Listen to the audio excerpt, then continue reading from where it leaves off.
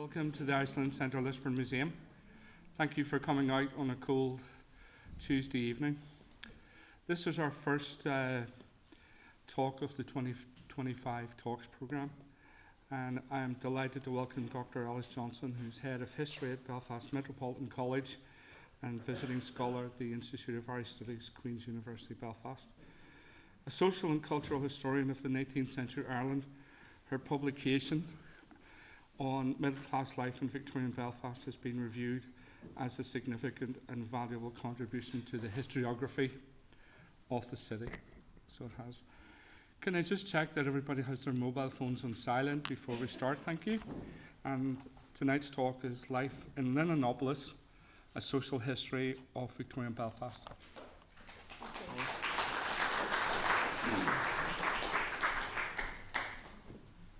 Thanks very much. Thanks for the warm welcome to Lisburn, to the museum. My name's Alice Johnson, and I'll be talking tonight about my research on the history of 19th century Belfast. So my book, as has been mentioned, was published a few years ago in 2020 during COVID, so I am still getting the word out because I had to actually cancel my book launch. It was due to be public. The launch was March 2020, but it was a lot of work went into that book, so it is. I always enjoy talking about it, so thank you for this opportunity. I'll be touching in this talk on a range of themes that are in my book. And just to give an example of where the book actually originated, this slide was a PhD thesis that I did at Queen's University, which was on the civic elite of mid-19th century Belfast. So I researched the middle class, what I call civic elite, and that meant those people who were actively involved in the civic and public life of Belfast. There were 838 names on my database. And that I looked at a range of, just to try to draw a profile of these people, where they came from, where they were educated, where they worked, what their contribution was to the town, life of the town, how many organisations they were involved in, how many charities they were involved in, what church they went to, what their religion was, these kinds of things, how wealthy they were. All of these things were studied in my PhD research. But after I finished that, I wanted to look, I took a bit of a break for a couple of years and then decided maybe I should publish some of my research. And the book was almost like another thesis. It was a lot of work because I started to look in more detail in certain members of the middle class rather than a bird's eye view, looking more closely at some members. And of course, then I was limited or restricted to the archives, so which families left behind records that I could study to find out about their private lives. And I went to Prony, and one of the biggest archives there for a middle-class family is the Workman family. And this man here is Thomas Workman, and he, in many ways, is a typical example of a Victorian middle-class man. He was a textile manufacturer. He was an upstanding member of the community, a magistrate, a Sunday school teacher. He was a Presbyterian, and he really had a lot in common with any urban-based industrialist that you would find across 19th century England or Scotland. but he was a native and citizen of Belfast. And a lot of my research it really delves into the question of the identity of Belfast. Lisburn might get a mention from time to time, and you know, I have a link to Lisburn. Actually, I was just telling James and Kieran earlier. My dad used to work for Barber Threads, so he was there when Hilden was that kind of the mill and everything was being sadly shut down. But that's my connection to Lisburn. So he's been to the museum and everything. We've both been here to the museum. But going back to Belfast, Belfast was really becoming the leading city in Ulster, and there was a lot happening. Belfast experienced significant economic growth and demographic growth. In fact, it was the fastest growing town or city in the United Kingdom in the 19th century, the fastest growing. And by the end of the century, Belfast was bigger than Dublin. So it was just, and then the 20th century that changed, but it was growing incredibly fast. And it obviously was very different to Dublin. I look at that in my book as well. At the heart of society were manufacturers and industrialists like Thomas Workman. And what I found is that this class has been, you know, to some extent overlooked by historians, even by social historians who look at society. And I felt that they deserved to be examined as a class. My book looks at kind of the day-to-day lives of people like Tom Workman and his kind of cultural world as well. The starting point of my book is the 1830s. This is a time when many young men were arriving into the town, so there's massive demographic growth.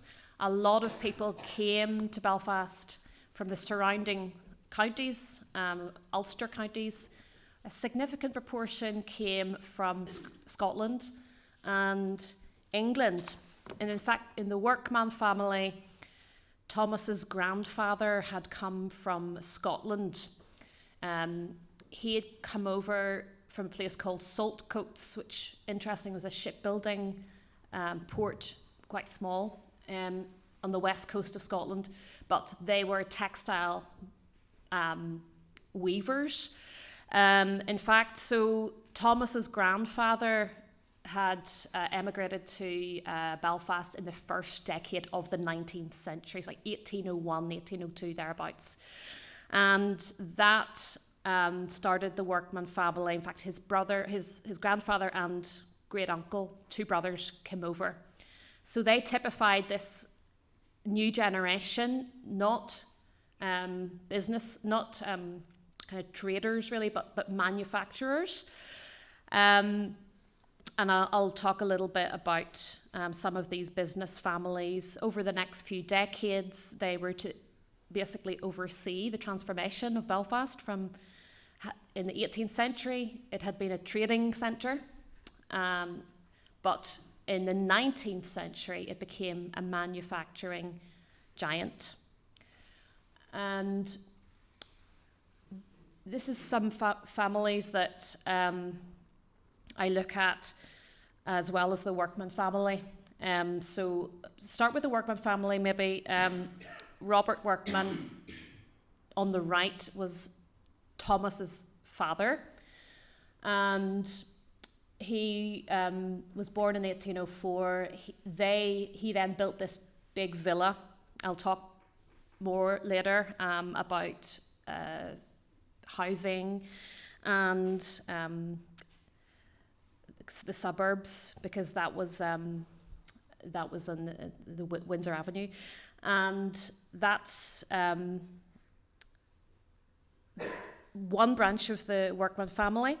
They were muslin manufacturers originally. So if you think Robert's father, the one that came over originally from Scotland, he didn't move straight to a house like that. They started off from much more humble beginnings, and they lived in the centre of Belfast, or near the docks, actually, in a little street called Little Patrick Street. And they set up linen weaving factories or workshops, even, just to begin with. You also have the McCants family over at the left. They're a little bit different because they lived in Dunmurry, but kind of commuted into Belfast. A lot of their life was still in Belfast.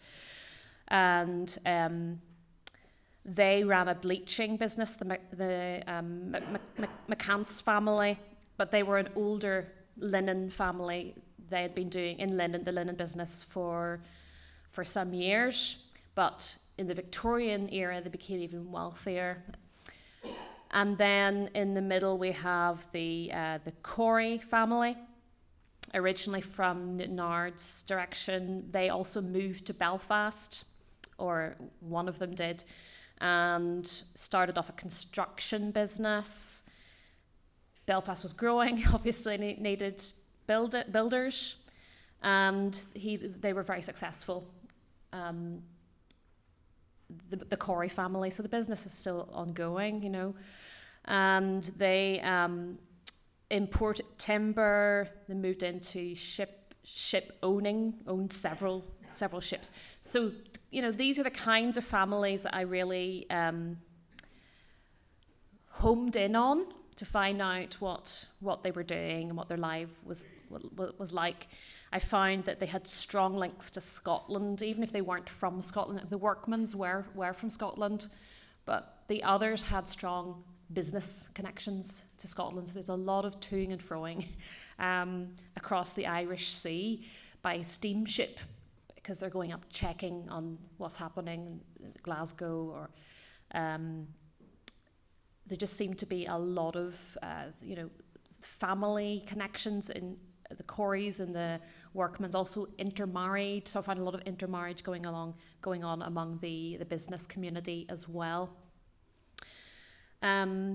Marriages could lead to business partnerships, so kind of cementing business partnerships, things like this, and some of them are happening across the Irish Sea, across in Scotland. So this is the era of the family firms. These are family businesses, purely set up by these families.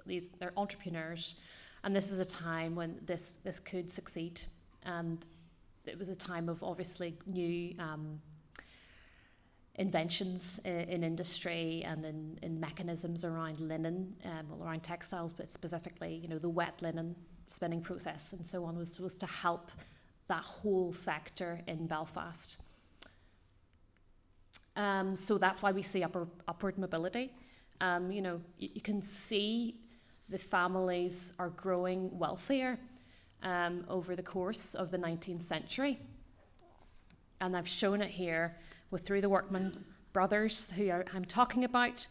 They lived in Little Patrick Street. I've highlighted it there. And they set up a small muslin manufacturing business.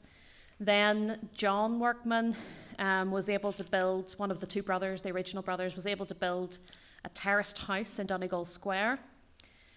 And in the mid-1950s, Robert Workman, the son, was able to build that substantial villa on Windsor Avenue in South Belfast. And it was called Ceará, which is named after a port in Brazil, a place that they were exporting their products to, their muslin and then later linen products they were exporting all around the world. This large, imposing villa was demolished in the 1980s, I think, or the 1990s, and it really symbolised the wealth and the success of the family. So I see, when I studied this class, they weren't born with an awful lot of wealth but they did become wealthy. So there is the possibility of upward social movement. There's also a movement geographically as well, as you can even see in this one family, and this was true for most of them, for so many, that they're moving from the town centre at the beginning of the century. By the mid-century, by the 1850s, almost all of them have kind of moved into the suburbs, and this social elite don't want to live in the kind of crowded, smoky, polluted city centre anymore. They'd rather move to the airy suburbs, if you like. So that kind of exodus began in the 1840s and really took off in the 1850s and the 1860s. I didn't just look at the upper middle class or the kind of the really successful families. I did look at some more ordinary families as well. For example, I found a diary of a young woman, a girl, who lived at Upper Crescent, and that development was built by the Corey family, actually. They were builders. They built this beautiful Regency-style terrace in the 1840s, and I just stumbled upon the diary of a girl called Mary Watts, who lived in this house that I've pictured here. And you can see that it was a much more modest. Her father was a Presbyterian minister, but then he got a job at the Presbyterian College, which was nearby, and he became a lecturer there. So that was kind of her class. That represents the professional class, kind of the clergy, the doctors, the lawyers. They're not living in the big villas. They're living in terraced houses. That's where they're living. So I look at them as well. So we're on the topic of suburbanisation, and this quote really summed it up for me. I was able to read the diary of Reverend James Morgan, who was one of the most active and influential Presbyterian ministers of Belfast, Victorian Belfast. And it's really, really great resource to be able to read his diary. And he noted that he was the minister of Fisherwick Place Presbyterian Church. At that time, Fisherwick Place Presbyterian was in the town centre. And he complained that his flock were moving away, deserting the town centre. And his reason was interesting. He said formerly almost all of his congregation lived in the town, but business is driving them out.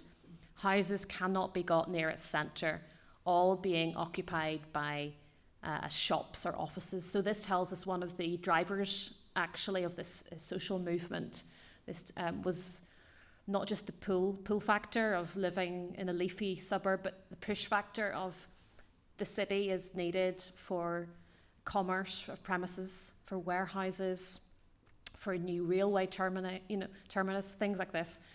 That indeed was also happening in the 1840s, which enabled the middle classes to move even further afield, even further than the Windsor Avenue type distance, but out to as far away as even Green Island or Helen's Bay, places like that, because of the railway.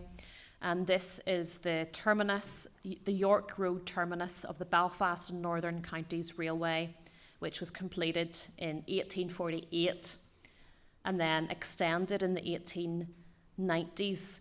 So the railway made it possible for business families to live further away and commute by rail. Going back to the town centre and it being needed, or it being a place of business and commerce, that is very much illustrated by Bedford Street, isn't it?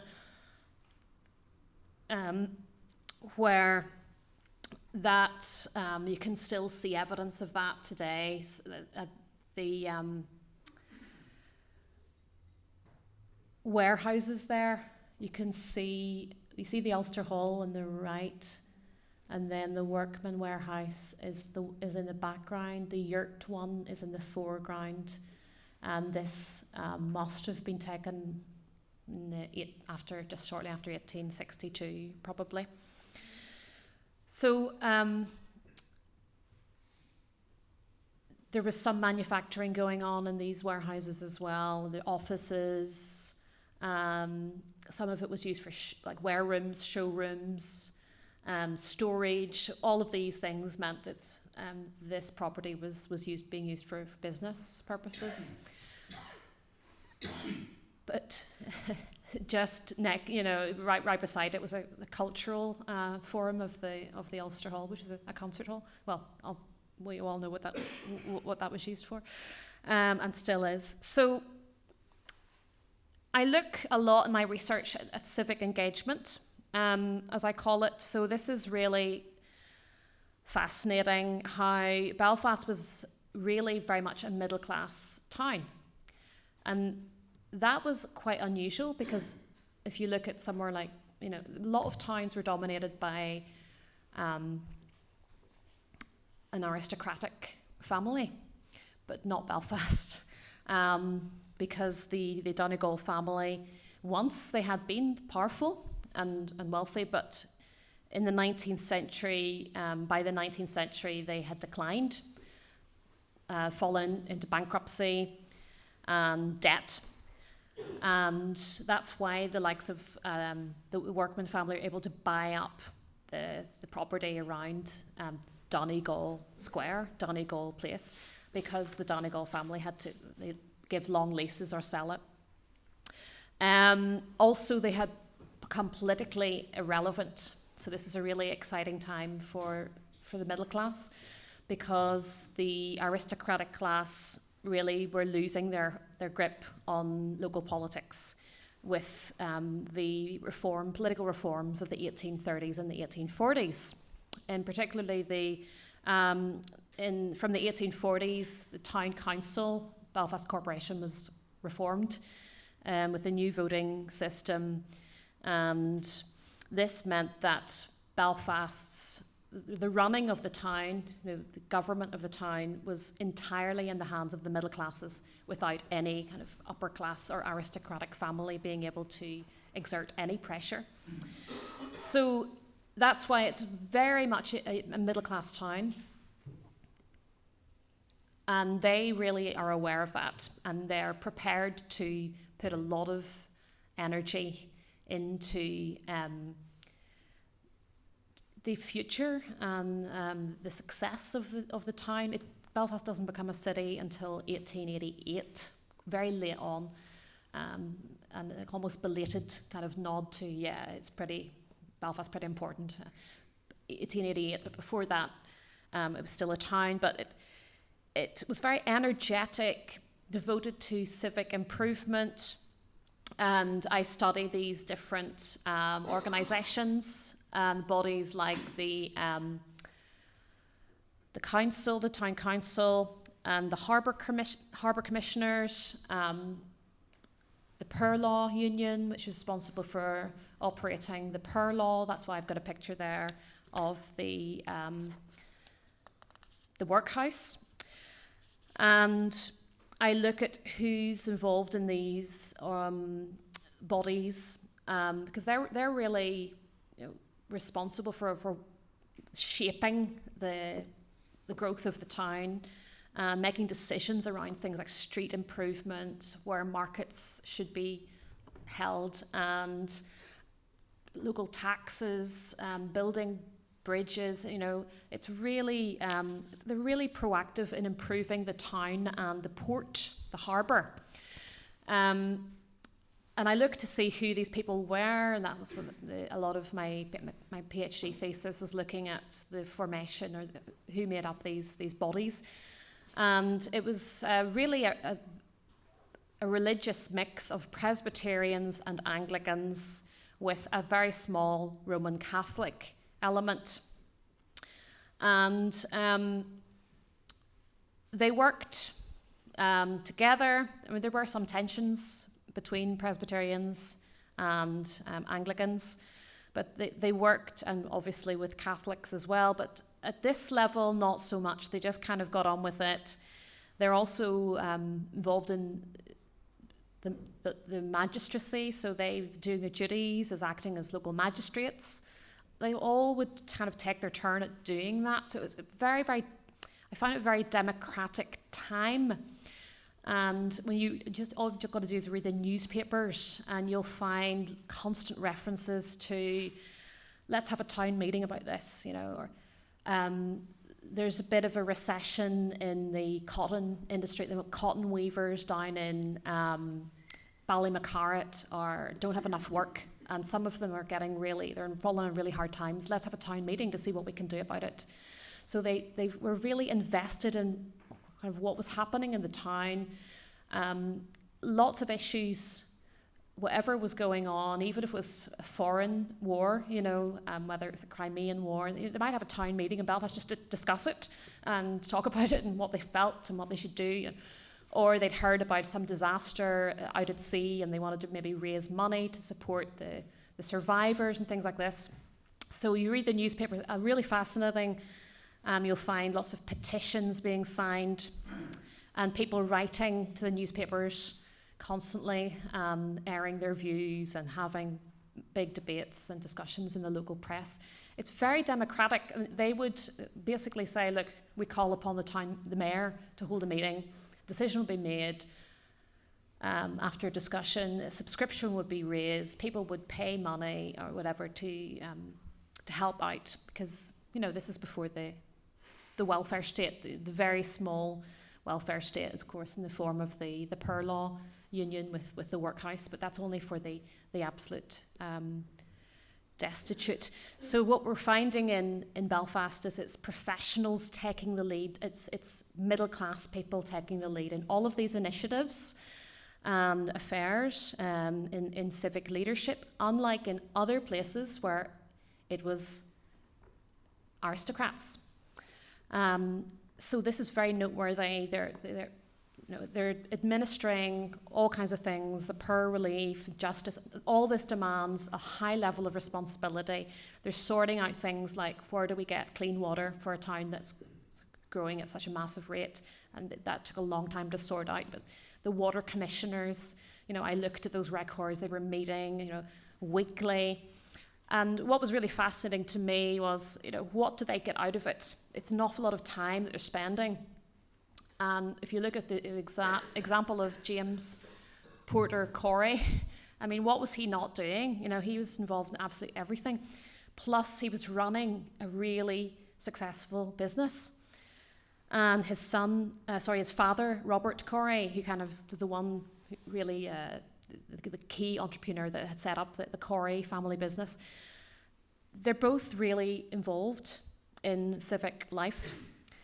You can see all the various bodies that James was a member of. He's personally involved with at least 10 charities, not just sitting on the board, but really actually involved, going to meetings, chairing some of them. He's on 7 different times, 7 different committees of the General Assembly of the Presbyterian Church. And at this time, this was, the next logical step was he would then become an MP. And so it was like you became an MP because you'd already served, you were already serving your community. And he actually became Conservative MP for Belfast from 1874 until his death in 1891. And this kind of progression from kind of being really involved in your local politics or local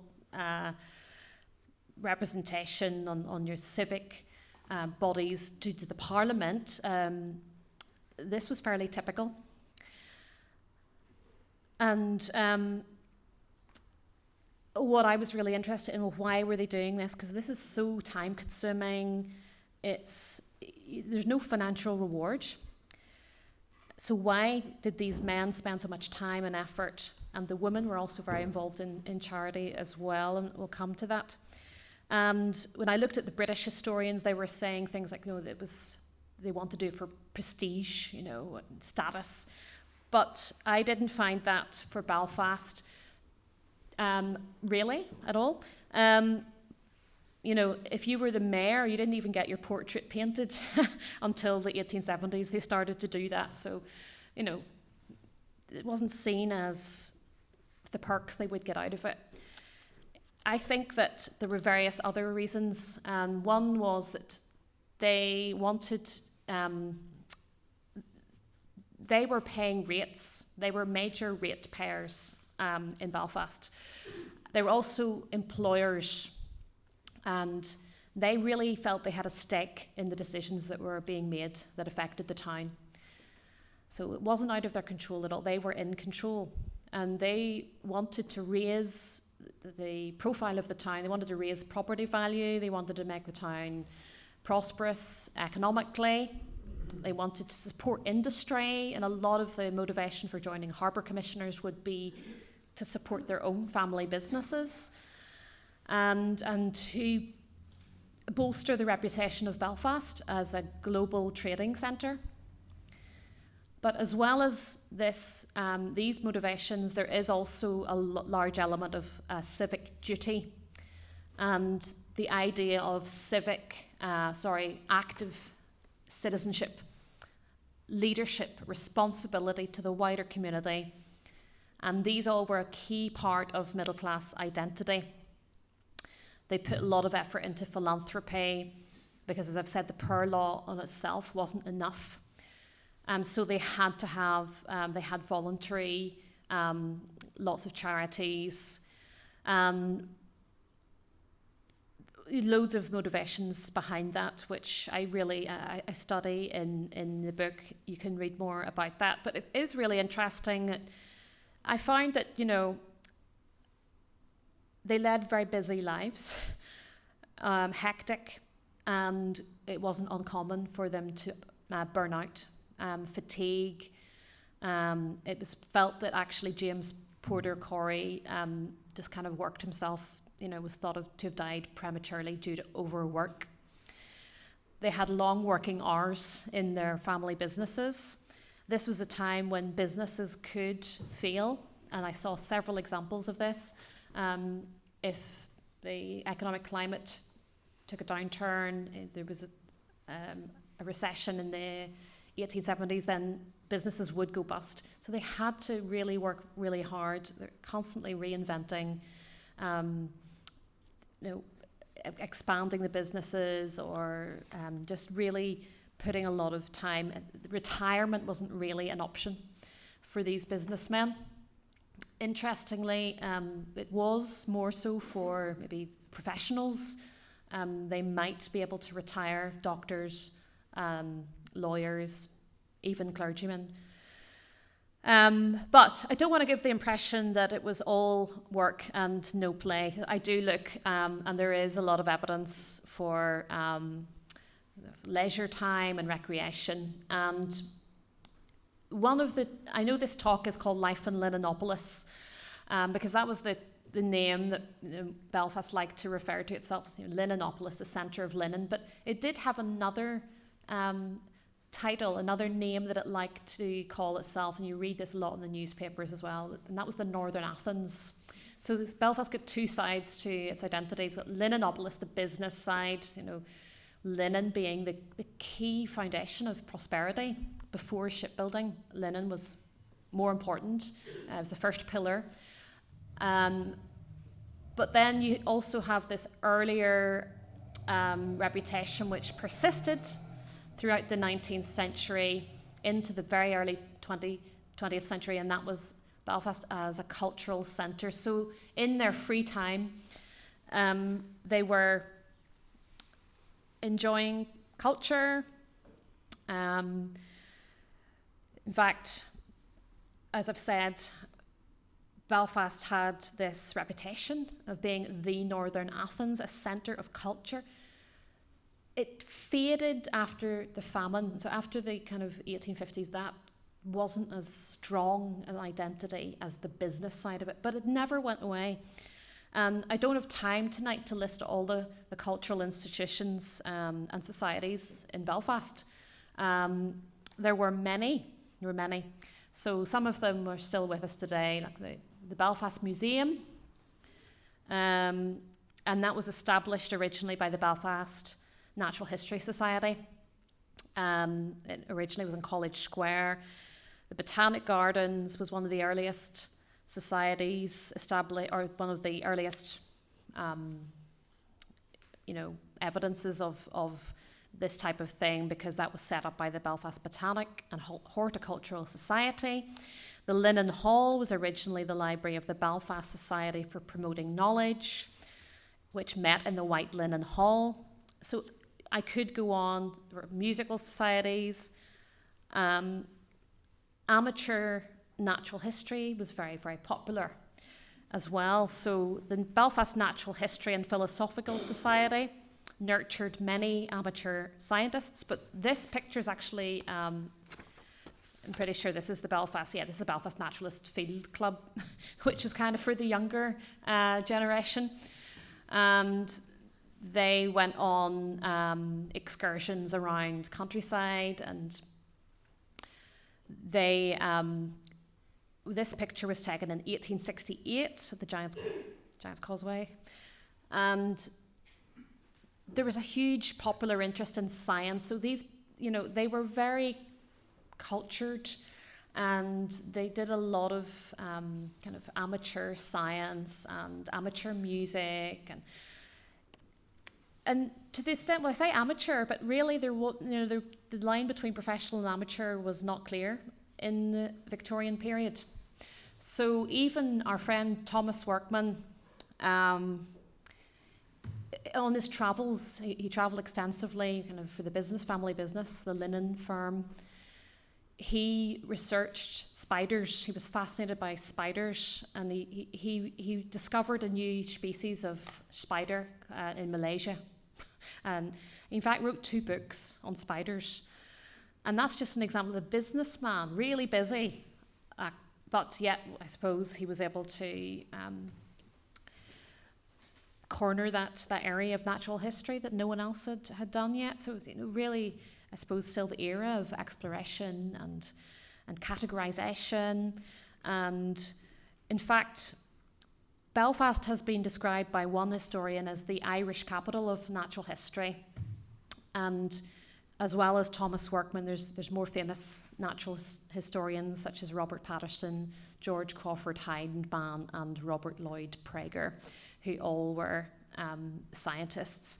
But the thing is, these aren't gentlemen scientists from the leisured classes with lots of free time. These are active businessmen that are pursuing science in addition to their day job. And this is the key thing about Belfast, or one of the key parts of its identity, is it's,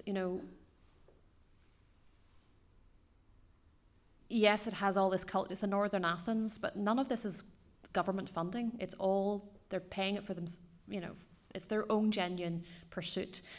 And those museums that I've mentioned, there's another excursion there into the Cave Hill, a bit more local.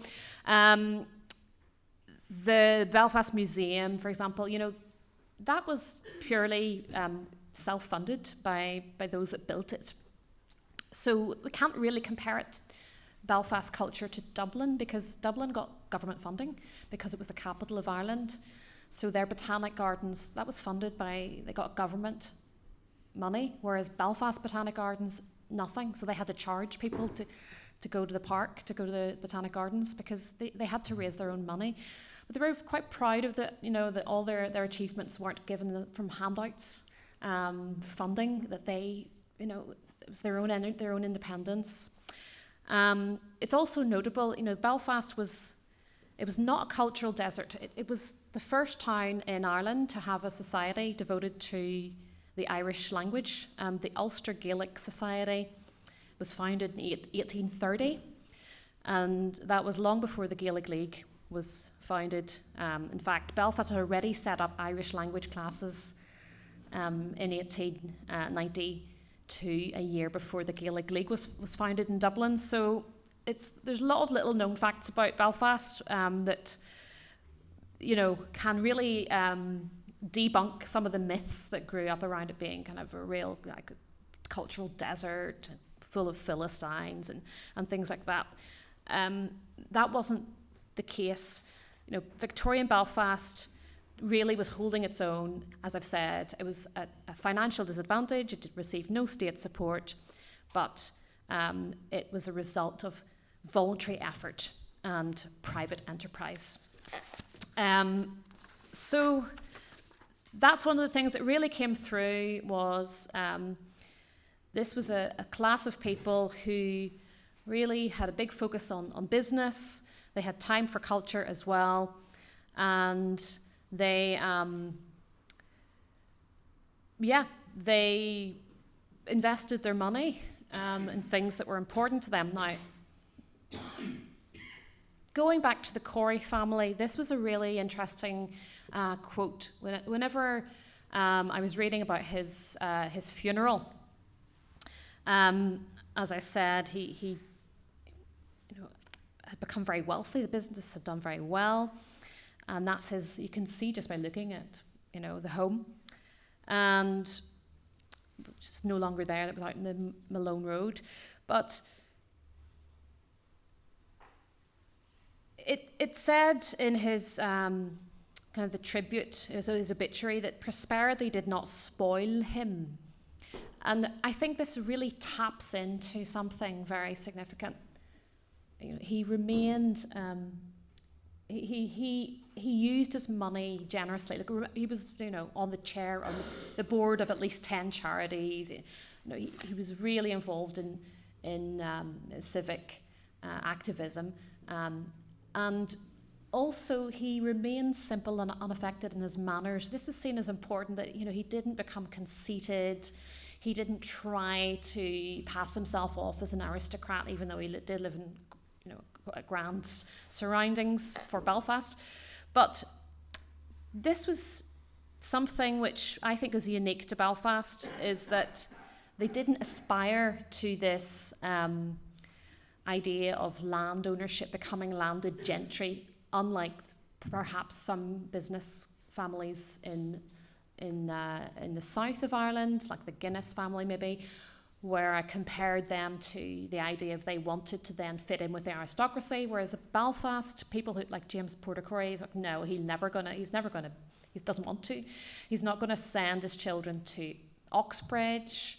They're just going to go into the family business. They don't have any pretensions like that. So that certainly for the 19th century was the case, that they didn't really display their wealth very conspicuously or anything like that, and he was praised for that. So Linenopolis, it's somewhere that is very identified with its business values. It's got a civic culture based on industry, on hard work, prosperity, and the Custom House is a really iconic symbol of Victorian Belfast and of Linenopolis. And the Harbour Commissioners, who they weren't responsible for the Custom House. I'm just mentioning them because they also they were responsible for kind of promoting the port of Belfast, the harbour of Belfast, as a trading centre, as a centre for imports and exports. But they weren't given government assistance either, and they were really proud of that. So this myth, I wouldn't say myth, but the idea grew up that Belfast had done so well, and it had really succeeded against all the odds. So you hear this a lot, you read this a lot, the idea that all the odds were stacked against Belfast. It's out on a limb, it's not on the mainland. No, it's in Ireland, which was a very rural, backward country as an island. Ireland was like rural. Belfast, the only town in the whole of Ireland really to experience the Industrial Revolution. So it's the only industrialised city on the island. It doesn't have any natural resources like coal or iron or anything like that. But yet it develops, into a major port. This major port coming into the town of the River Lagan, which had originally been a muddy, meandering stream. So, the harbour commissioners put a lot of effort into deepening the Victoria Channel, extending the River Lagan to make Belfast a viable port.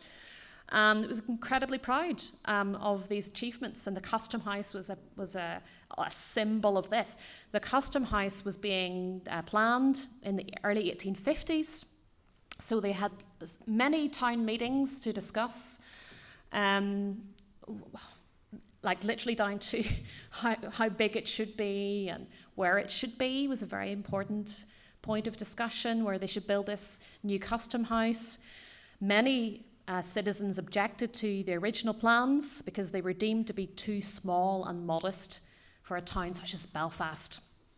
And Robert Corey spoke up in the town meeting, and he said he was worried that if the Custom House was too small or unimposing or inadequate, it would be labelled an Irish job. So he literally put his own money towards a grander, more imposing building. He even brought in a model to the meeting and showed it. And this, I'm not sure if his exact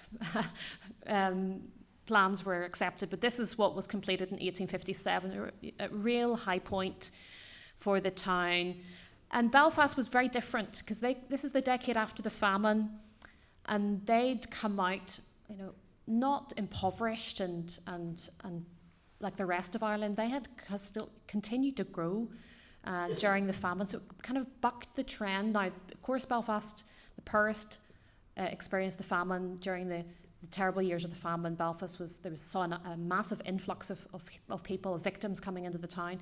But the following decade, they're like, why isn't the rest of Ireland like us? Well, they're still lagging behind. They haven't created all this industry that we've done. So Belfast takes on this identity. It's not a unionist identity, but it's a separate identity to the rest of Ireland.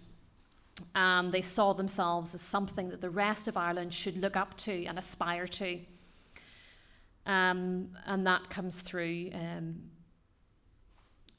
Now, this editorial is taken from the Northern Whig newspaper. And I think, again, it's really an interesting insight into how middle-class Belfast saw itself. The context of this, I don't know if I need to tell you about the context because we're probably a bit pushed for time. So I'll maybe just read the editorial.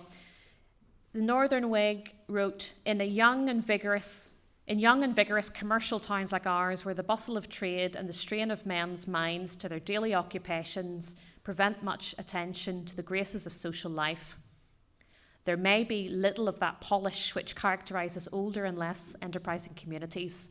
The manufacturer, watchful over the management of his mills and factories, and intent upon the acquisition of gain. The merchant at his desk, anxious about his ships and his venturous speculations, committed to the treacherous seas, and studious of the fluctuations of prices and the turn of the market, have little time to cultivate the graceful amenities of more polished circles, blessed or afflicted with greater leisure. I just think it encapsulates much of the character of Belfast and how its leading citizens, the middle classes, saw their town. Belfast, they felt, was a young, vigorous, energetic, enterprising, bustling town. It didn't have a historic pedigree. They felt didn't need or have nobility or aristocratic society. Its leading citizens were firmly middle class. They worked long hours. In a tough economic climate, they did not have much time for the graces of social life. And it's quite unapologetic about that. It would be remiss not to mention a big part of Belfast social life, which was religion, and religion, in particular evangelicalism, informed much of the character of Victorian Belfast. So it's not that different it doesn't make Belfast that unique. Very similar things, you find very similar in the Scottish town or in the north of England. It's interesting that when you read contemporary accounts of Belfast, there's 3 church ministers that keep being mentioned time and time again, and they were the Reverends Henry Cook, James Morgan, and John Edgar. They seemed to dominate Victorian Belfast. They were all evangelical Presbyterians, and they were at the forefront of this, massive amount of church building. I mean, all you've got to do is look around Belfast and see all the churches. But this began in the 1830s, and at the growing town, they just kept building churches. Reverend Thomas Drew was an Anglican minister. They were also evangelical, and he also promoted church building as well. And I've put up Mary Watts because she was the daughter, I mentioned her earlier. She's the girl that lived in Upper Crescent, and her father was a Presbyterian minister. So I wanted to point out that the rise of evangelicalism in the late 18th and early 19th century affected all of Protestant Ireland, not just Belfast, all of Britain and further afield. And if you read an account of somewhere like Bradford or an English kind of manufacturing town, you'll see exactly the same trends occurring of church membership, church attendance, church leadership for the middle class. And this religious expression is very genuine. It's a matter of deeply held conviction, as far as I could see. It is not a political motivation for most of them. Now, some, like Henry Cook, were very conservative, and he's often seen, that's why he's so well known, because he did get involved in politics. But for most of them, you have to kind of understand it as separate. It's not political motivation that's driving this religious culture. It's almost a revivalist evangelicalism. So when you read the diaries of Mary Watts, for example, she experienced a revival in 1874, the Moody and Sankey revival. Before her time, of course, was a more famous revival. You might have heard of the 1859 revival. Huge expression of religious faith. And in fact, Thomas Workman, who I had up at the very beginning, had a religious conversion experience in 1859 during the revival, which was all over Ulster, not just Belfast. But I've seen in the archives, that's when he signed a pledge of temperance. So he was going to abstain from strong liquors from that point onwards. He signed his pledge. So temperance was quite a big thing, not total abstinence. That was more in the Catholic community, but for the Protestant evangelicals, it's more temperance, which means we'll abstain from strong alcohol. So loads in my book on Mary.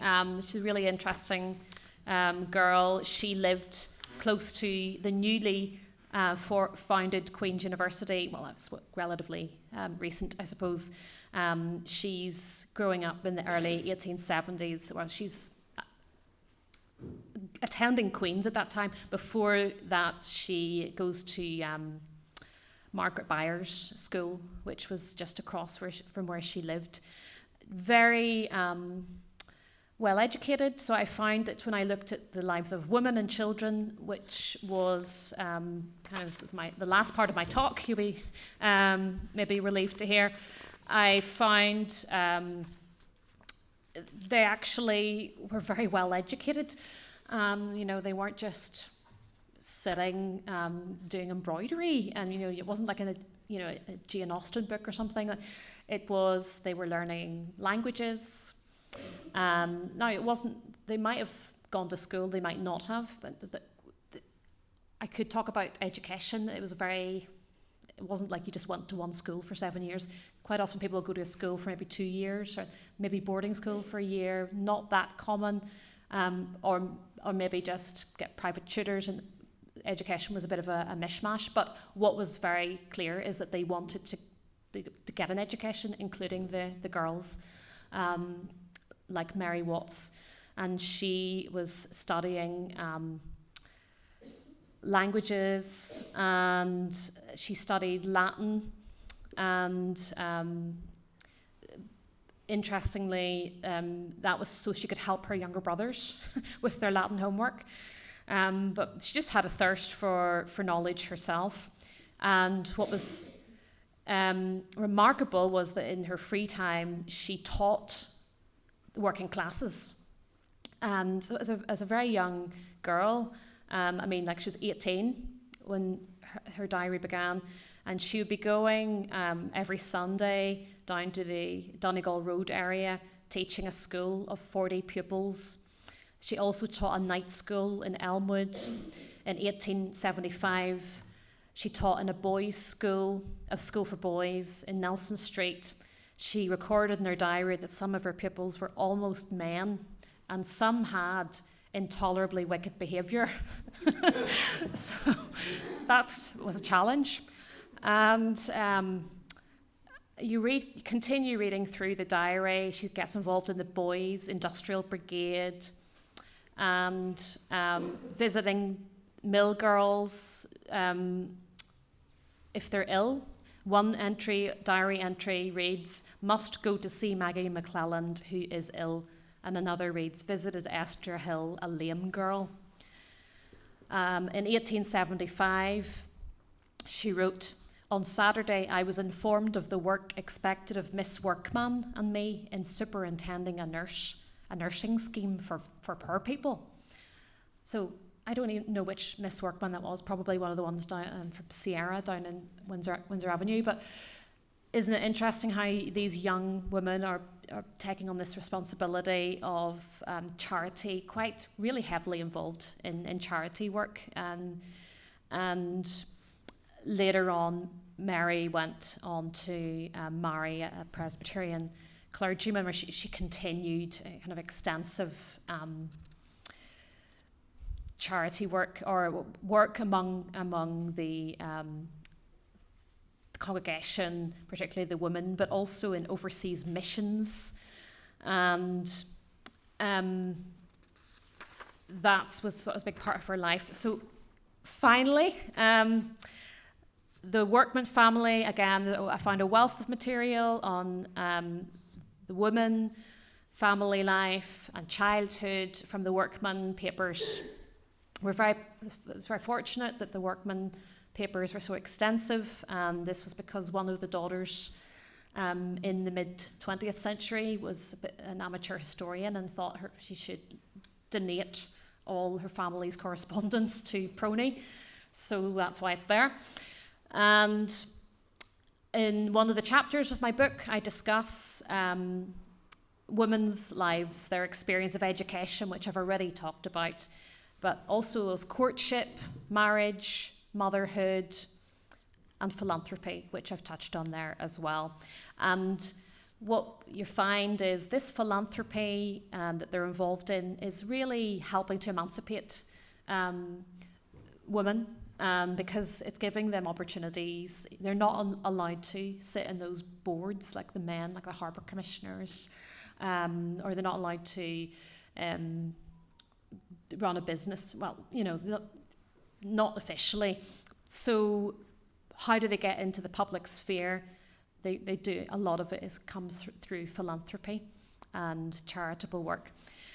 Going into a more intimate picture, though, when you read the letters, you find out what life was really like to be Meg Workman. She is the wife of Thomas Workman. And as I said, Thomas Workman grew up in Sierra, that villa on Windsor Avenue, but was wealthy enough to be able to move out to Helens Bay and move his large family out there in the 1870s, early 1880s. And Craig Dara was the name of the big villa out at Helens Bay. But he was travelling the world on his business pursuits, writing books about spiders. Meg was bringing up a family, and she was finding it very difficult. She had to juggle household management, looking after her large family while her husband was away. She seemed to spend an inordinate amount of time sewing clothes for her family, which I was struck by. That the woman sewed a lot, by sewing nightdress and then the stockings the next day, and then this was seen as a respectable activity for middle-class housewives, obviously. So this photograph of Meg and the children, which was taken at Craig Dara, it silently bears testament to another a heartache experienced by the family, by Meg, I'm sure in particular, because the baby in her lap, I was able to work out, this was her 6th child. He died just before he turned 1. So it must have been not long after the photograph was taken. And that's a reminder that infant mortality was actually very common, even among the middle class community. Of all the families I looked at, and there were many, I'm not sure I found one family that hadn't experienced the death of at least one child, and often more. So they just didn't have, I suppose, the same healthcare that we have, and maternity, pregnancy was a very dangerous time as well. Perhaps as a result of these dangers, when you read letters of Victorians, they're absolutely obsessed with their health. Every letter contains a health report, whether they're getting over a cold or, and there's a lot of anxiety around health. And Megan had she's Margaret. Margaret had 7 children and suffered with all of them. And so when you're reading her letters, you almost think, I feel a bit, this is very intimate information. Should I really be reading this? She experienced a lot of pain when she was pregnant and breastfeeding. She also experienced a miscarriage. And it's quite, she writes that this is welcome because the family is already big enough and they can't afford another child. So, but that also at the same time, she enters, that's a time of great depression in her life. So this is a very fascinating thing to read through this correspondence over the years. And finally, just to give you an example of, this is a very nice source. Meg's handwriting was terrible, so I really struggled to decipher it. You get there eventually. But an 11-year-old girl has nice handwriting. And this was Nora Workman, who was the daughter of the Reverend Robert Workman, who was Tom's cousin. He lived out at Newton Breda. She lived out there. He was the minister of Newton Breda Presbyterian Church, just the very end of the Ormer Road kind of. And I found her private diary, which was really fascinating insight into childhood. She began it in 1882. And you can see just in that short entry, I don't know how much of it I show there, but it's very sad because talking again about the perils of being a woman, a Victorian woman, her mother had died while giving birth to their youngest sister. And she just recently lost her mother when she began that diary. And she's also recording her older sister, going off to school. Now that wasn't that.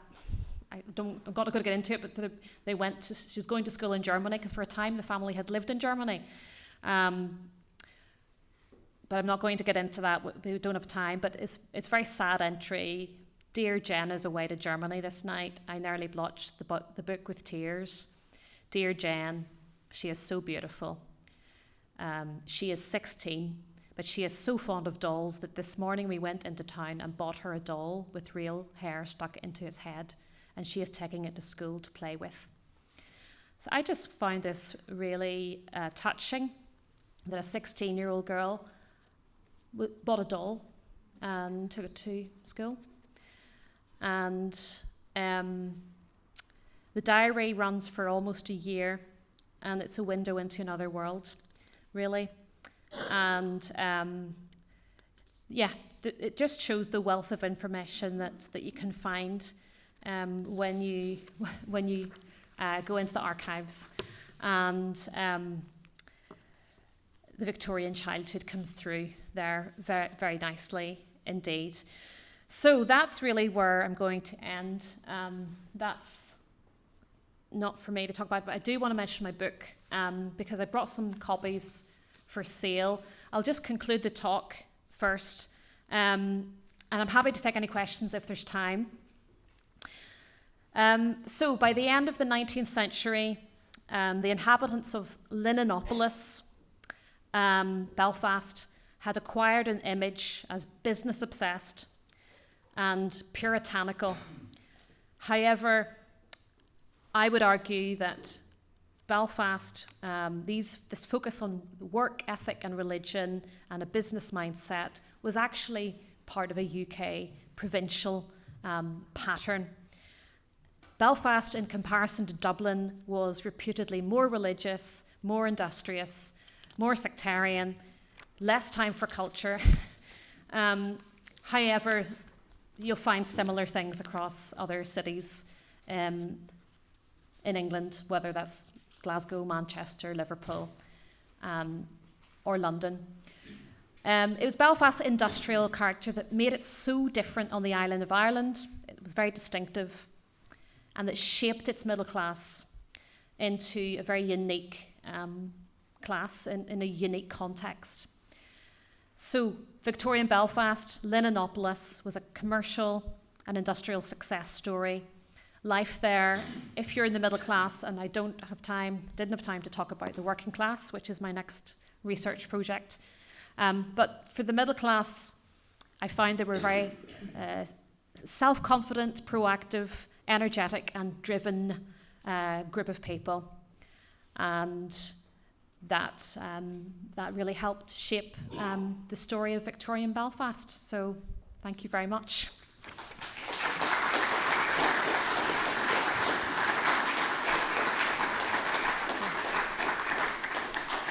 Just to say, if you do want to buy the book, it's only cash, I would imagine. They're £20 each, so thank you.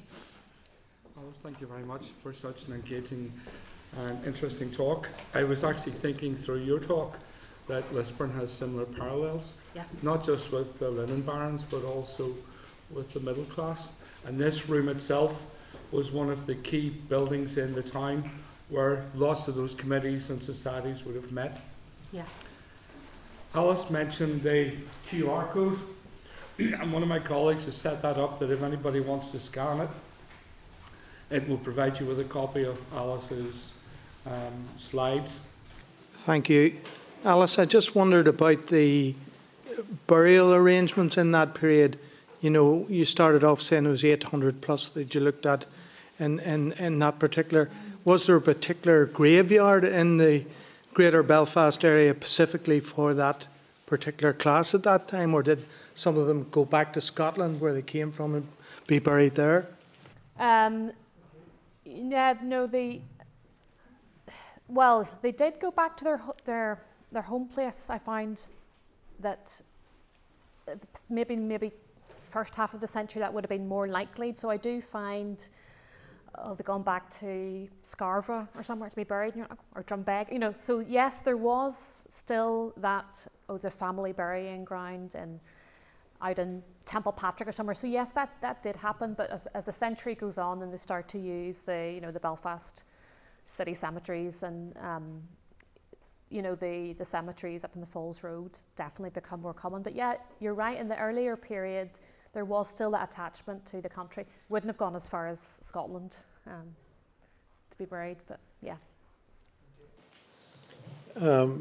Johnny Andrews, Just wondering on education of women, wasn't Queen's University one of the first universities to allow women to graduate? But it was still quite late before women could graduate. So you mentioned Mary Watts, that she was teaching her brothers. Really, she wasn't really able to achieve graduate status and go on and do bigger things herself. But all in all, Belfast still was way ahead of even Oxford and Cambridge. What date eventually were women allowed to graduate and actually have degrees? It's in my book. I'm not sure if I can find the exact reference, but it was significantly earlier than Trinity College Dublin and Oxford and Cambridge. Now, Mary Watts was the late 1870s, and she was able to study at Queen's, but she wasn't allowed to graduate. She got a certificate. So you're right that Queen's was ahead of, it was very progressive, and that's not really acknowledged, that it was quite progressive for its time. And of course, there was a strong suffragettes movement in Belfast. Isabella Todd. And again, I talk about her a fair bit, but again, I feel she's not given the recognition that she deserves. She was the leading feminist in Ireland, and she was originally actually from Scotland, but she was a Belfast woman. And when I went over to Parliament Square in London, there is a big, I don't know if you've seen it, there's a plaque to all the women involved in suffrage for women's rights, and Isabella Todd's not on it. But yet you've got Hannah Skeffington, people. I'm just like, why? She was way ahead of these other Irish feminists, but she's not on it, and I don't know why. But, I can probably get you the date, or you can check in the book. Yeah. Thank you very much, Alice. That's been very interesting. My mother and her family lived in Edenderry, past Shaw's Bridge, and the houses there were all owned by John Shaw Brown, the linen factory, and most of the family worked in the factory. Do you know much about John Shaw Brown's as a family? I could check. I don't know. They don't have a lot of information. I don't have a lot of information on them, unfortunately. Yeah. So what I would sometimes, if someone emails me and with a name like that, I can go and check on the database that might be there and get back to you, and I might know something. There's a little bit, I'm not sure if they're maybe outside my reach geographically, being down there, but possibly. Okay. But off the top of my head, I'm not sure, sorry. Okay. Thank you, Alice. Your research goes into very well the middle classes. Yeah. Now, obviously took a lot of pride in Belfast town, and in doing so, they progressed what we see now, or at least what's left of it. There's a lot of it demolished now. But did you see anything in your research did they all work together in terms of wanting that, or were there problems along the way, having to fight to get what they wanted? Fight each other, you mean, or battles with? Just politically. Yeah, well, there were political battles along the way. Yes. Again, Belfast is a bit unique in that if you look at those huge industrial towns of England, like Birmingham is the prime example of civic pride and civic engagement, and it tended to be liberal run councils, where Belfast was conservative council, but yet incredibly dynamic, quite progressive, like we've said, and my new research, my next project is looking at working class life, which sadly, you can't cover everything in one talk, but Belfast didn't have the terrible worst of the slums that the likes of Glasgow or Dublin has, terrible tenement housing and everything, partly because of an enlightened town council that put in regulations around every house has to have a backyard, and so we're really interested in sanitation and very progressive, and it was, as I say, dominated by the Tory party, and the Liberals they just couldn't seem to get their act together, because there was quite a big Liberal contingency or constituency. A lot of Liberals in the town council, but they never managed to get to dominate it, except for once in the middle of the century. There was a really disruptive councillor it was a lawyer called John Ray, and he was a young Irelander. I don't know if you've heard of him, and he decided to sue the council at the height of their improvement projects that held them back for years. So they had to sort out all that, and it's kind of a bit galling because they were just in such a role of street improvement, and then they found themselves in this legal battle, which again, when you look at the records, they're just so ashamed of. This has held us back, and then they get their mojo kind of again in the 1870s and in the 1880s. There's a new spurt of street planning and street improvement. So the main political problems or the political conflicts are, for most of my period that I look at, between the Liberal Party and the Tory Party. It's not until you've got unionism isn't really a thing until the 1880s, and then, even then, it takes a while before it becomes a real threat with the Home Rule crisis. Thank you, Alice, for your very interesting talk. I'm just wondering, is the Workman family, the Workman Clark, related to the Workman Clark shipbuilding industry? Mm-hmm, yeah. So Tom's youngest brother, Frank Workman, set up the Workman Clark shipyard along with his cousin George Clark from Glasgow, and George that was a partnership between the two of them. So ironically, the large family, there's several sons, and Thomas was not the oldest, but old enough for them to have been a place for him in the family business. So the older sons they went to work for the family business. By the time they got down to the younger sons, it was like, well, we can't actually afford for you all to work for the family firm. So Frank had to make his own way in life.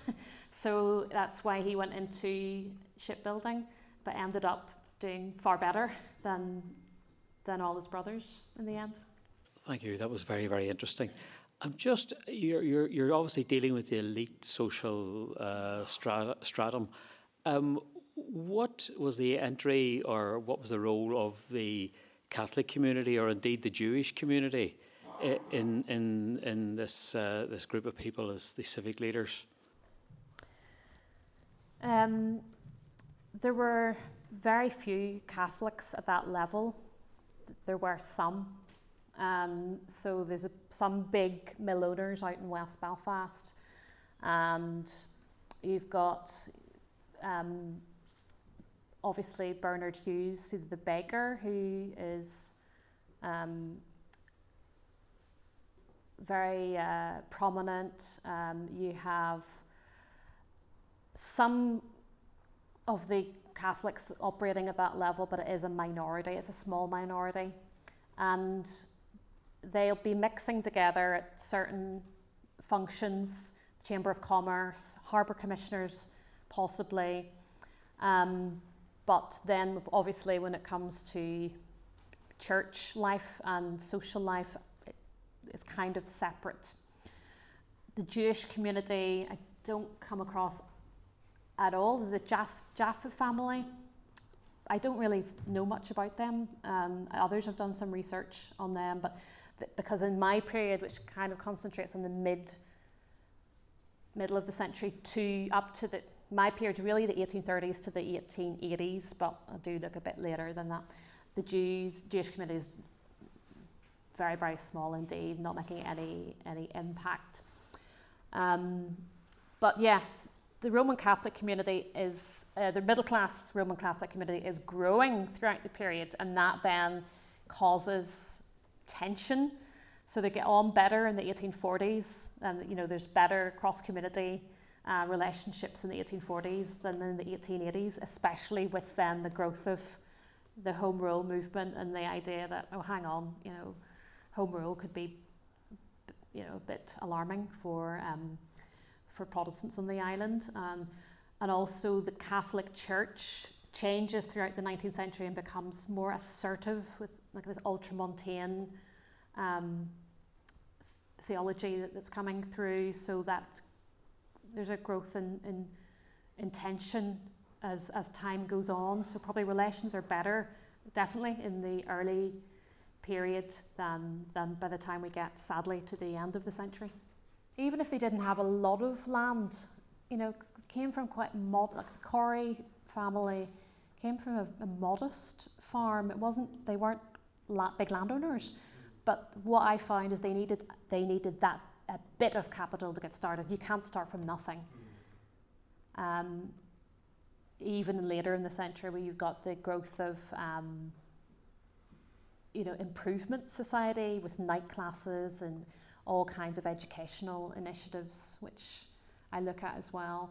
But I find that you just need something to start you off, a bit of capital, and then if they're in the right place at the right time, they could do very well with that. They also needed a bit of an education, which you needed money for as well. Just basic numeracy and literacy. Mm-hmm. Yeah, and well, they all went. If they were going to be doctors, they all had to go to Scotland until Queen's opened. So there's a big connection, big link with Scotland in the medical community, and also a lot of the, religious. They often went there for Bible college or whatever, theology as well. Just before we finish, could I just add that I'm sure some of you have seen there are two more talks in the programme. The 6th of March is on 17th century townlands by Andrew Kane, and on the 11th of March we have a really interesting talk by two gentlemen whose fathers were on the HMS Amethyst, which was in Yangtze River and 1949, and it's a great story as well. The other thing I will add is that in May we have 3 talks lined up related to VE Day 80. So we have. The last thing I would ask, ladies and gentlemen, is that the evaluations that we have in front of you, it really helps us if you fill those in. The one thing that we're all keen on as well, if there's subject matter, such as another lecture from Alice on the working classes, please add that to the list, because it helps us in trying to develop a programme that you want as guests, not what we think. So thank you very much for coming this evening, and it's great to see so many new faces. Thank you, Alice. Thank you so much. Thank you.